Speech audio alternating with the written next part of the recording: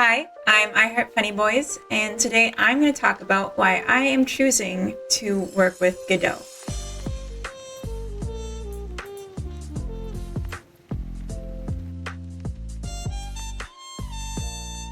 So I'll start with a little bit of background. I started game dev in 2023 with Unity. I had the impression that it was the common starter one to use. There was a lot of information about it, a lot of tutorials I could find, and it was, I think, a great place to learn. I was using it, I was making stuff, and I felt pretty okay with it.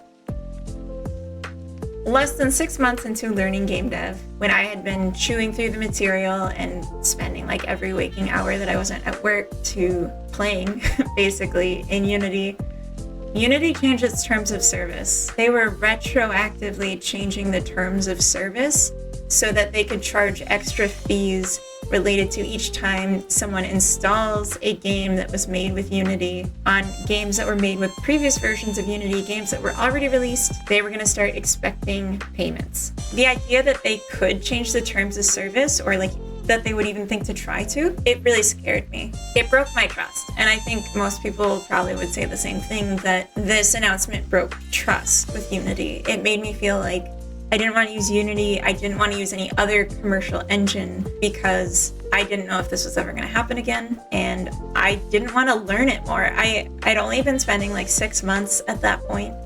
I didn't want to spend any more of my time learning an engine that I didn't trust was going to actually be like my long-term engine.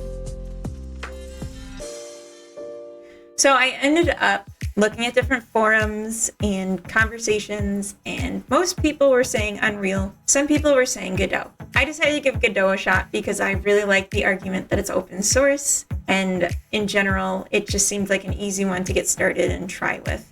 And if it didn't work out, I'd try something else, right?